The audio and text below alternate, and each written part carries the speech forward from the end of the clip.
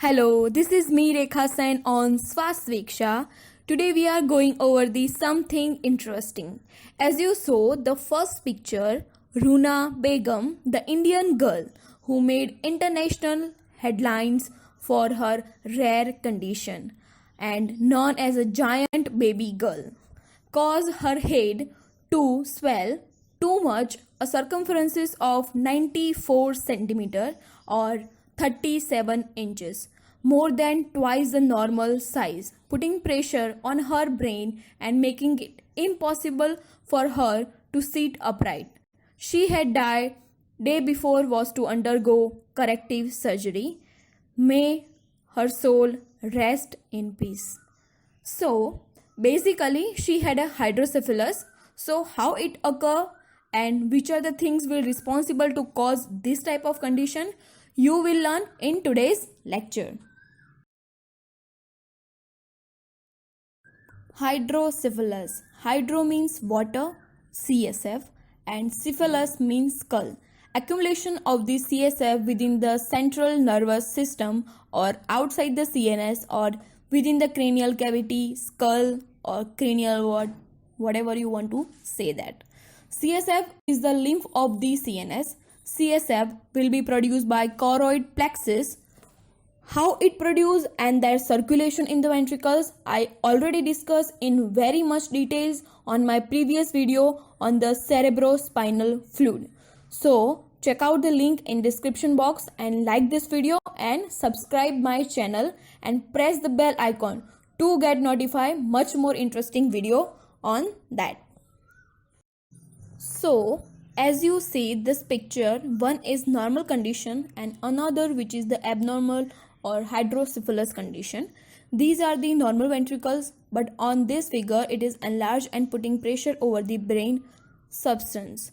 So how this condition will be occur? So watch it. Which are the causes responsible to make this type of conditions? Mainly the problem will leads to affect the CSF circulation and the production. So three things you have to remember is the first, increase the production, second, abnormal circulation, and third, reduce absorption. So we will discuss one by one in detail. So the first condition will occur due to the congenital brain malformation. Mainly two malformation can occur. The first one is Arnold-Chiari malformation. As you see this image shows one is normal ventricles and what was here? It is a brainstem and cerebellum. But in this brainstem and cerebellum herniate and slip down into the spinal cord through the foramen magnum. It will cause non-communicating type of hydrocephalus. Then second condition is Dandy-Walker syndrome. In this, as you can see this image, cyst is formed over here or may narrowing of foramen magendi and Luschka. So the fourth ventricle will enlarge and brainstem may compress due to the cyst formation. So these are the congenital brain malformation. The first is Arnold-Chiari malformation and second one is Dandy-Walker syndrome. So do remember these things. Second condition is blockage of the foramen Monro. In this, cyst or tumor will develop in third ventricles, will block the normal flow and due to resulted lateral ventricles will enlarge. Tumor or cyst specifically develop in which area? In this area between the third and lateral ventricle, which cause enlargement of the lateral ventricles as you can see in this picture. After that, the third condition is aqueduct stenosis, in which cerebral aqueduct will be blocked. It may congenital and may acquired. In the congenital stenosis or narrowing of the cerebral aqueduct will occur due to the CSF will produce by third and fourth ventricles but not drain well. So, due to that reason, lateral and third ventricles will expand. In infancy, sutures are not calcify. So, skull start enlarging and compress the brain substance. And in acquired type of aqueduct stenosis occur due to the tumor which block the cerebral aqueduct and impair the normal flow of the cerebrospinal fluid. Other causes are hyperfunctioning of the tumor in vulnerable spot in which choroid plexus. The tumor of the cerebellum will block the foramen Luschka and Magendie, which leads to expansion of the lateral, third and fourth ventricles. After that, the cause 6, which is the tubercle meningitis, it occurs specifically in patient who suffering from TB, which infected and get meningitis, in which blockage of the subarachnoid space. If patient will survive, scar formation on the base of the membrane, so CSF can't circulate well, and it also known as the adhesion formation type meningitis. After that, other causes, which is the drainage will reduce at arachnoid villi and granulation due to subarachnoid hemorrhage or presence of infection. So the RBC, WBC bacteria and that debris will stuck over there and reduce the normal absorption rate. And the last cause of hydrocephalus is thrombosis or internal jugular vein block. Reduce drainage where villi and granulation perfectly okay, but due to some reason in superior sinus develop thrombosis or internal jugular vein block or having a tumor on that. So how to diagnose? When measuring the CSF, apply pressure over the jugular vein cause increase CSF pressure. It's called which sign? Quickendon sign. This diagnoses lumbar spinal stenosis in which a lumbar puncture is performed and the opening pressure measured followed by manual compression of the both jugular vein causing a rise or increase in ICP. Okay, so you are now know that which are the causes responsible for the hydrocephalus. Depend on that which are the types of the hydrocephalus are. Hydrocephalus, it has a 4 type.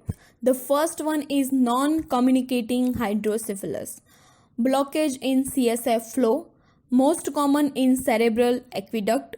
So which are the causes responsible for this type of hydrocephalus?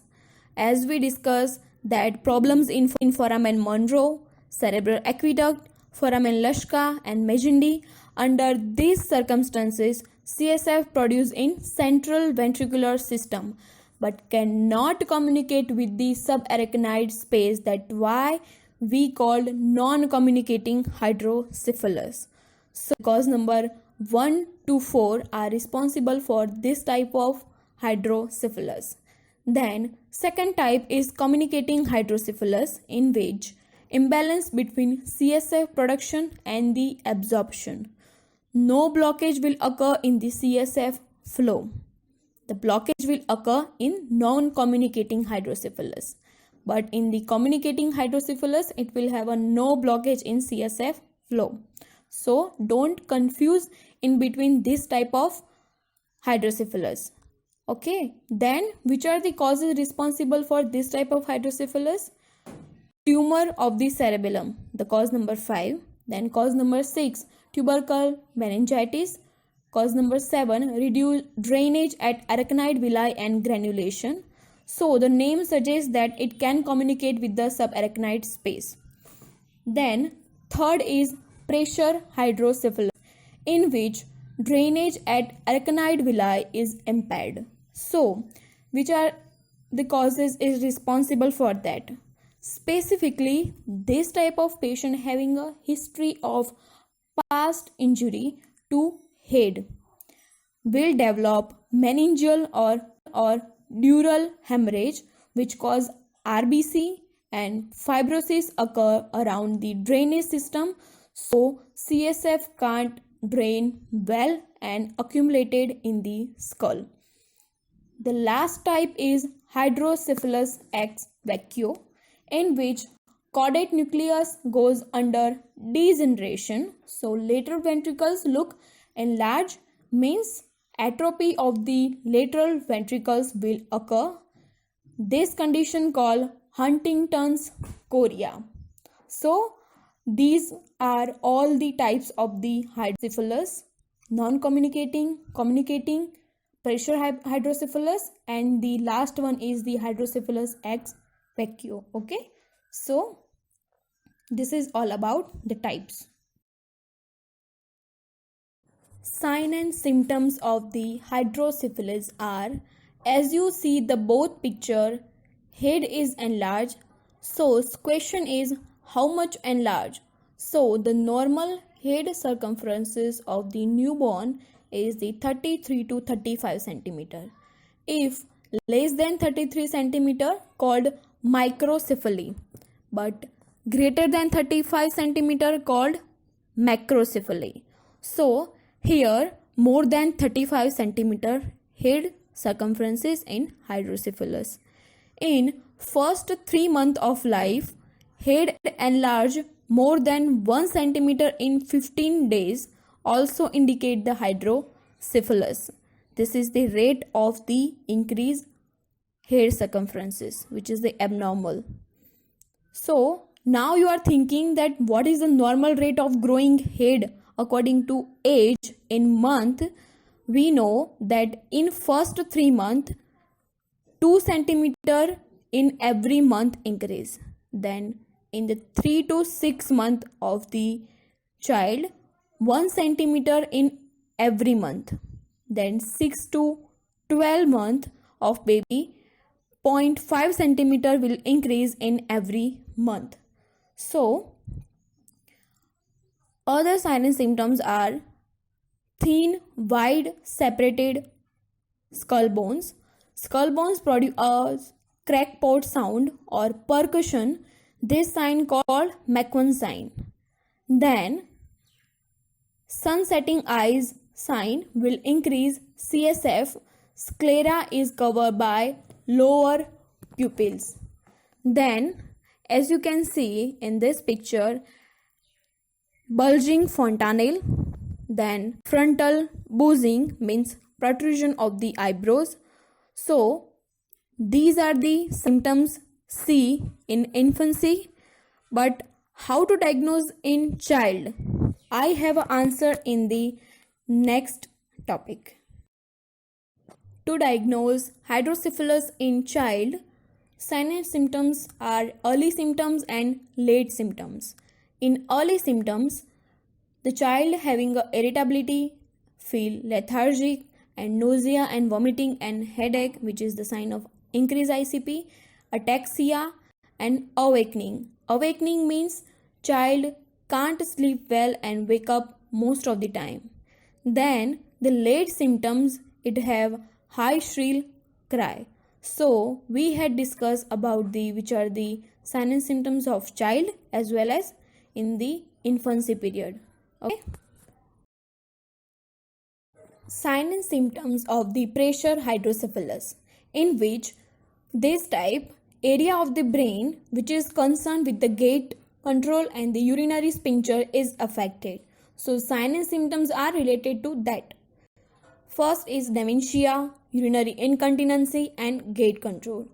To remember these symptoms very well, remember 3 W's. Wacky means dementia. Behavior changes to funny and slightly odd. The child has mood swing and lack of emotional controls. Then wet means lack control over the urinary sphincters, which leads to incontinency of the urine. So child will frequently wet their clothes. Then the third, which is the wobbling. Wobbling means child move unsteadily and move side to side due to their gait abnormality.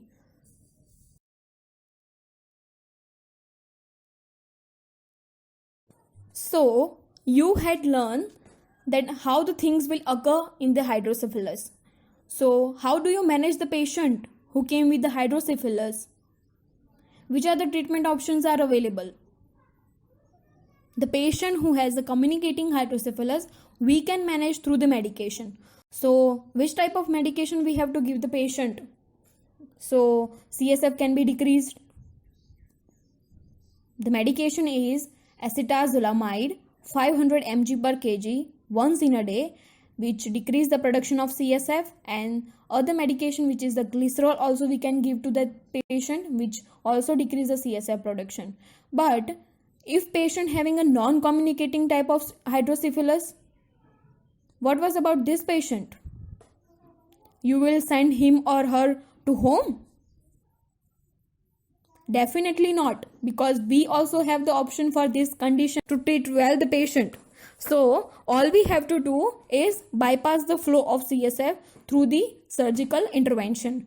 But don't forget to take informed surgical consent from the patient's legal guardian.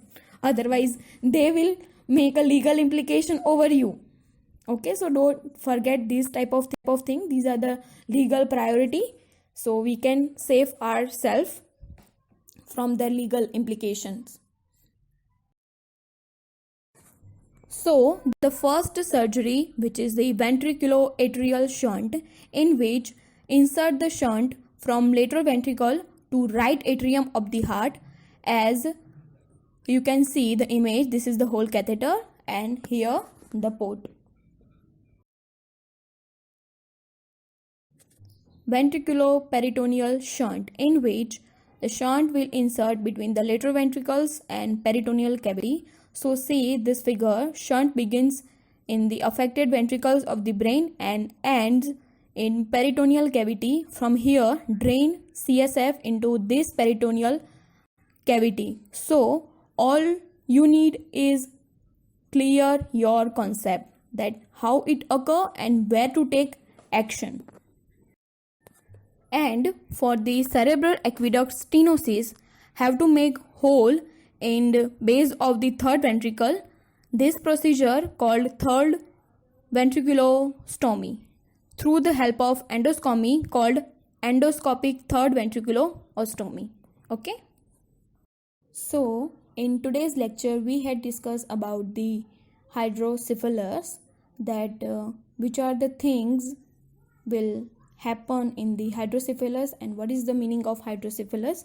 So causes are congenital brain malformation, which contain a two type of malformation we can see, Arnold-Chiari malformation and Dandy-Walker syndrome. Then blockage of the foramen magnum due to the tumors or cyst.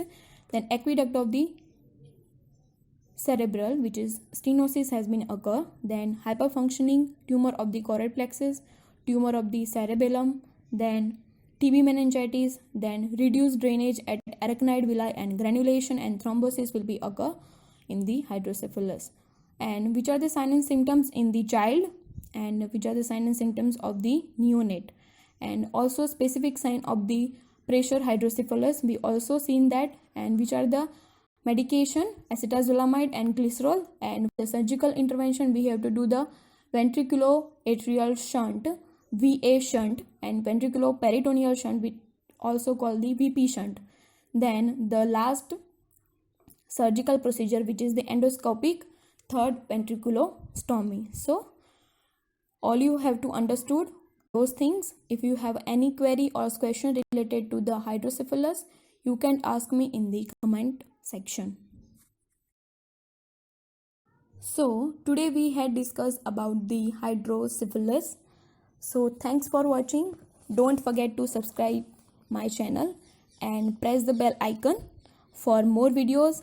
Link are given in description, and share to your friends in these quarantine times. It may helps you a lot.